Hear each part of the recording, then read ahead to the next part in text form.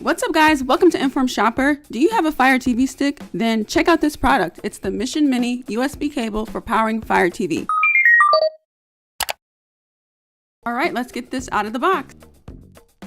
This mini USB cable eliminates the need for an AC power outlet. It allows you to power your Fire TV directly from your TV's USB port. It's the quickest and simplest way to set up your Fire TV. Let's check it out. It has a flexible cable so it can rotate any way. It hangs down behind your TV, and the mini USB cable connects to the Fire TV to your TV's USB port. It's short, so it's the perfect length. It doesn't clutter your entertainment area. Here is a before picture of my Fire TV stick without the mini USB cable for Fire TV. And here is an after picture of me using the micro mini USB. It cleans up all of my wires very nicely. This product is quick and simple to use. It's a great solution for all your cords. It doesn't take up a lot of space. It did exactly what it said it would do, and it works great.